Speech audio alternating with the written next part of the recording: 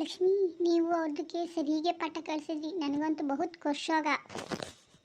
ಏನು ಮಾಡೋದಕ್ಕ, ಅದೊಂದೇ ದಾರಿ ಇದ್ದಿತ್ತು ಮತ್ತು ನನಗೆ ಬೇರೆ ದಾರಿನೇ ಇರಲಿಲ್ಲ. ಹಂಗಾಗಿ ನಾನು ಹಿಂಗೆ ಮಾಡಬೇಕಾಯ್ತು. ನಿಮ್ದಕ್ಕೆ ಯಾಕೆ ಬೇಸರಿಗೆ ಮಾಡ್ಕೊಳ್ಳೋದು?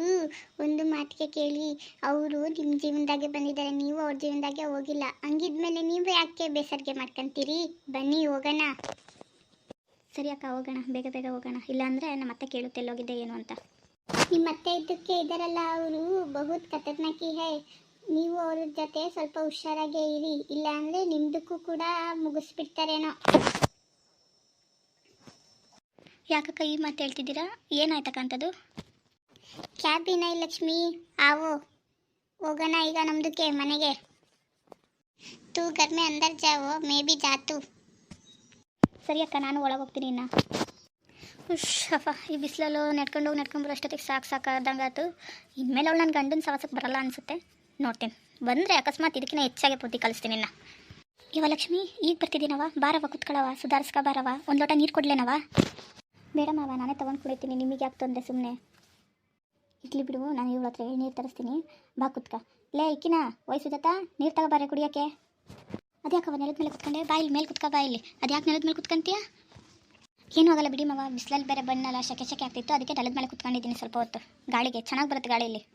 ನಮ್ಮ ಗಂಡ ಯಾಕೆ ನೀರು ತಗೋಬಾ ಅಂತ ಬಡ್ಕೊಂತಿದ್ದಾನೆ. ಈ ಮೂದವಿ ಬೆಳಬೆಳಗ್ಗೆನೇ ಎಲ್ಲೋಗಿದ್ದಾಳೆ ಇವಳು. ನೀರಂತ ಈಗ ತಾಂಡೋ ಕೊಡಲಿಲ್ಲ ಅಂದರೆ ಇನ್ನೂ ಒದ್ರಾಡ್ತಾನೆ. ತಾಂಡವ್ ನೀರು ಕೊಡ್ತೀನಿ. ಇವಳು ಕುತ್ಕೊಂಡು ಏನು ಮಾಡ್ತಿದ್ದಾಳೆ? ಕೆಲಸ ಬಕ್ಸೆ ಮಾಡೋದು ಬಿಟ್ಟು ಇವಳು ಯಾಕೆ ಕೂತಾಳೆ ಇಲ್ಲಿ ಹೊರಗೆ?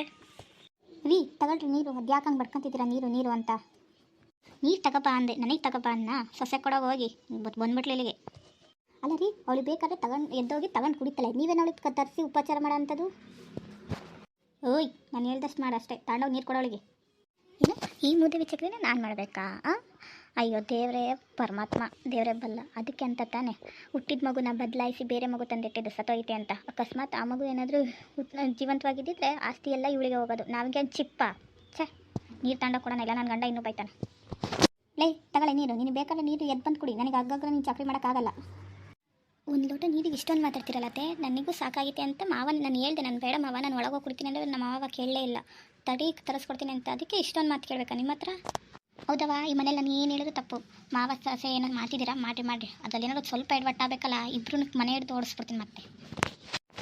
ಯಾವಾಗಲೂ ಬರೀ ಇದೇ ಆತಿರುತ್ತೆ ಎಲ್ಲ. ಎಂಥ ಸೊಸೆ ಎಂಥ ಗಂಡ ನನಗೆ. ಏನೇದು ಮನಸ್ಸಲ್ಲೇ ಒಣಗ್ತಿದೆಯಾ? ಏನೂ ಇಲ್ಲ ಲಕ್ಷ್ಮಿ, ನೀನು ಬೇಜಾರಾಗಬೇಡ ಕಣವ. ನೀರು ಕುಡಿಯವ ಫಸ್ಟು.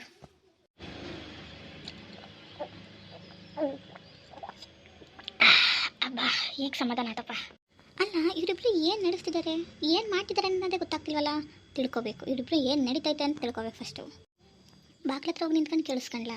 ಚೆ ನನ್ನ ಗಂಡ ಏನಾದರೂ ನೋಡ್ಬಿಟ್ರೆ ಏನಿಲ್ಲ ಮತ್ತೆ ಇನ್ನೂ ಬೈತಾನೆ. ಮತ್ತು ಏನು ಮಾಡಲಿ? ಇವಳಿಂದೇ ಹೋಗ್ಲಾ? ಬೇಡ ಇದು ಇವಳಿಗೆ ಗೊತ್ತಾಯ್ತು ಅಂದರೆ ಇವಳು ಏನಿಲ್ಲ ಈಗಲೇ ಇವಾಗ ಇತ್ತೀಚೆಗೆ ಯಾಕೋ ಈಕೆ ಸೀಳ್ ನಾಯಿ ಬಂದಂಗೆ ಬರ್ತಾಳಲ್ಲ. ಅಕಸ್ಮಾತ್ ನಾನೇನಾದ್ರು ಮಗು ಬದಲಿಸೋ ವಿಚಾರ ಏನಾದರೂ ಗೊತ್ತಾದ್ರೇನಿಲ್ಲ, ಗೊತ್ತಾದ್ರೆ ಫಸ್ಟ್ ಅವ್ರ ಮಾವಂಗೆ ಮನೆ ಬಿಟ್ಟು ಓಡಿಸ್ಬಿಡ್ತಾಳೆ.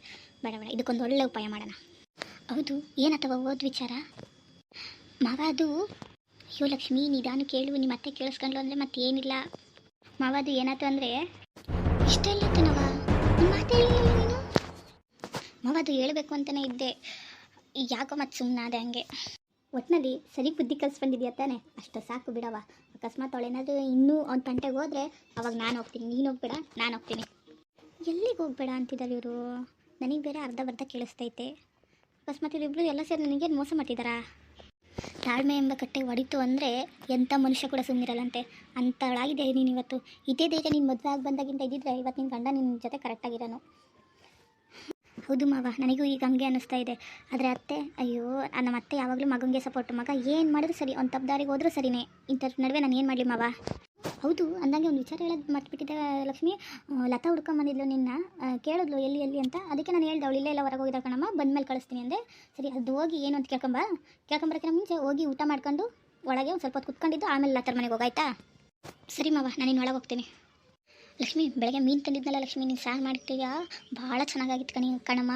ಹೋಗು ನೀನು ಊಟ ಮಾಡು, ಘನ ರುಚಿ ಐತೆ.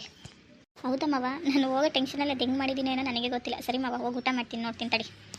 ಅಲ್ಲ, ನನ್ನ ಗಂಡ ನಾನು ಇಷ್ಟು ವರ್ಷ ಅಡುಗೆ ಮಾಡಿರ್ತೀನಿ, ನನ್ನ ಅಡುಗೆನೇ ಒಂದು ದಿವಸನೂ ಹೋಗಲಿಲ್ಲ. ಸೊಸೆ ಕೈ ಹಾಕಿದ್ರೆ ಹೆಂಗೆ ಹೋಗ್ಲತ್ತಾನೆ. ಸಾರಂತೂ ಭಾಳ ಚೆನ್ನಾಗೈತೆ. ಖಾರವಾಗಂತೂ ಸೀದಕ್ಕೆ ಸೂಪರಾಗೈತೆ. ಎಂದೂ ಮಾತಾಡ್ಸಿಲ್ಲ ತಕ್ಕ, ಏನು ಇವತ್ತು ಮನೆ ತಕ್ಕ ಹುಡ್ಕೊಂಬಂದಿತ್ತಲ್ಲ, ಏನು ವಿಚಾರ ಇರ್ಬೋದು? ಏನು ಕತೆ? ತಡಿ ಹೋಗಿ ವಿಚಾರಿಸ್ಕೊಂಬರ್ತೀನತ್ಲ, ಇನ್ನೇನು ಮಾಡಲಿ. ಏಯ್ ನಿಂತ್ಕೊಳ್ಳೇ. ಏನತ್ತೆ ನಿಮ್ಮದು? ಎಲ್ಲೇ ಹೋಗ್ತಿದ್ಯಾ? ಇಲ್ಲೇ ಲತಕ್ಕದ ಮನೆಗೆ ಹೋಗ್ತಾ ಇದ್ದೀನಿ. ಏನಾಗಬೇಕಿತ್ತು ನಿಮಗೆ? ಅವ್ರ ಮನೆಗೆ ಏನಕ್ಕೆ ಹೋಗ್ತಿದ್ಯಾ? ಮಾಡ್ತೀನಿ, ನಿಮಗೆ ಕೆಲಸ ಇಲ್ವಾ? ನಿಮಗಿದೆಯಾ ಅತ್ತೆ? ಏನಂದರೆ ನೀನು ನನಗೆ ನಿಮಗೆ ಕೆಲಸ ಇಲ್ವಂತ ಕೇಳ್ತಿದ್ಯಾ? ನಾನು ಹೇಳಿದ್ದು ಆ ಥರ ಅಲ್ಲ, ಹೊರಗೆ ಸ್ವಲ್ಪ ಕೆಲಸ ಇದೆ, ಹೋಗಿ ಬರ್ತೀನಿ ಅಂತಂದೆ ಅಷ್ಟೇ. ನೀವೇನೇನು ಅಂದ್ಕೊಂಡ್ರೆ ನಾನೇನು ಮಾಡೋಕ್ಕಾಗಲ್ಲ. ಈ ಮನೇಲಿ ನನ್ನ ಮಾತಿಗೆ ಯಾರ ಹತ್ರನೂ ಬೆಲೆ ಇಲ್ಲ. ಅವ್ರು ಇಷ್ಟ ಬಂದಂಗೆ ಅವ್ರವ್ರು ಮಾಡ್ಕೊಂತಿರ್ತಾರೆ. ಛೇ, ಇಷ್ಟು ಹೇಳಿದ್ರು ಇವಳೇನು ಹೋಗೋದು ನಿಲ್ಸಿದ್ಲಾ? ಹೋದ್ಲು, ಸುಮ್ಮನೆ ನಾನು ವರ್ತ್ಕೊಂಡಿದ್ದೆ ಅಷ್ಟೇ. ಲತಕ್ಕ ಎಲ್ಲಿದ್ದೀರಾ ನೀವು? ಓ ಲಕ್ಷ್ಮಿ, ನಾನು ಅಡುಗೆ ಮನೇಲಿದ್ದೀನಿ, ಬಾರೆ ಸೀದಾ ಒಳಗೆ. ಹೌದಾ, ಸರಿ ಆಯಿತು ಅಕ್ಕ, ಬಂದೆ ಒಳಗೆ. ಓಕೆ ಫ್ರೆಂಡ್ಸ್, ಈ ಕಥೆನ ಇಲ್ಲೇ ಮುಗಿಸ್ತಿದ್ದೀವಿ. ಮುಂದೆ ನೋಡೋಣ ಏನಾಗುತ್ತೆ ಅಂತ. ಲಕ್ಷ್ಮಿ ಏನು ಮಾಡ್ತಾಳೆ ಅನ್ನೋದು ಕಾದು ನೋಡೋಣ. ನಮ್ಮ ಕಥೆ ಇಷ್ಟ ಆಗಿದೆ ಲೈಕ್ ಮಾಡಿ, ಸಬ್ಸ್ಕ್ರೈಬ್ ಮಾಡ್ಕೊಳ್ಳಿ ಮತ್ತು ಶೇರ್ ಮಾಡಿ ಅಂತ ಹೇಳ್ತಾ ಎಲ್ರಿಗೂ ಮತ್ತೆ ಸಿಗೋಣ ನಾಳೆ. ಬಾಯ್.